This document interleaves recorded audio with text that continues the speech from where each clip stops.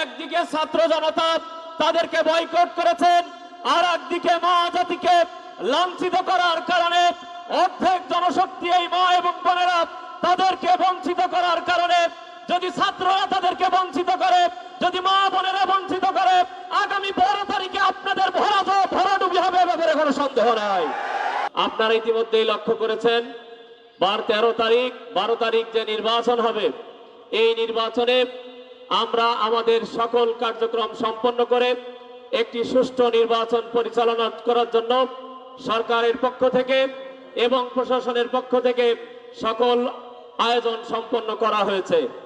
আপনারা লক্ষ্য করেছেন বিশ্ববিদ্যালয়গুলো নির্বাচনের যে নিরঙ্কুশ বিজয়, বাংলাদেশ ছাত্র শিবির বিশেষ করে জামাত ইসলামীর অনুকূলে যে এসেছেন, এটা দেখে এক শ্রেণীর মানুষের মাথা খারাপ হয়ে গিয়েছে।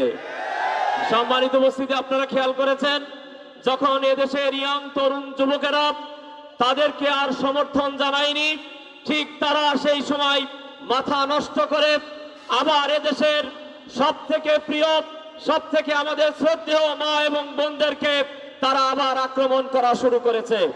সম্মানিত উপস্থিতি, আপনারা খেয়াল করেছেন একদিকে ছাত্র জনতা তাদেরকে বয়কট করেছেন, আর একদিকে মা জাতিকে লাঞ্ছিত করার কারণে অর্ধেক জনশক্তি এই মা এবং বোনেরা তাদেরকে বঞ্চিত করার কারণে, যদি ছাত্ররা তাদেরকে বঞ্চিত করে, যদি মা বোনেরা বঞ্চিত করে, আগামী 12 তারিখে আপনাদের ভরাডুবি হবে, ব্যাপারে কোনো সন্দেহ নাই। সম্মানিত তৌহিদি জনতা, আমরা যারা এখানে উপস্থিত হয়েছি, আমরা শান্তপ্রিয় মানুষ, আমরা শান্তি চাই, আমরা একটি সত্য নির্বাচন চাই। আপনারা খেয়াল করেছেন 5 তারিখের আগে যে ফ্যাসিস্ট ছিল, এই ফ্যাসিস্টের হাতে সেনাবাহিনী ছিল, আর্মি ছিল, পুলিশ ছিল, গুন্ডা লীগ ছিল, সকল প্রকারের কমিটি ছিল। তারা আমাদেরকে 5 তারিখে নস্যাৎ করতে পারেন নাই। আপনারা সামান্য যারা জেলা কমিটি দিতে পারে না, যারা উপজেলা কমিটি দিতে পারে না, তারা মানুষের সাথে যে গাদ্দারি করে না, দেশের মানুষ মেনে নেবে না।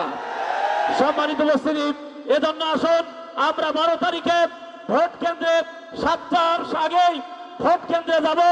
ভোট কেন্দ্রে গিয়ে মা এবং বোনেরা সকলে মিলে 2টা ভোট দেব, একটি হার পক্ষে ভোট দেব, আর একটি দাঁড়িপাল্লায় ভোট দেব। আমরা এবং এবং দাঁড়িপাল্লায় ভোট যদি দিতে পারি, আমরা বিশ্বাস করি জামাতের দাঁড়িপাল্লার যে গণজোয়ার শুরু হয়েছে, এই গণজোয়ার ঠেকানোর ক্ষমতা কারণ নয়।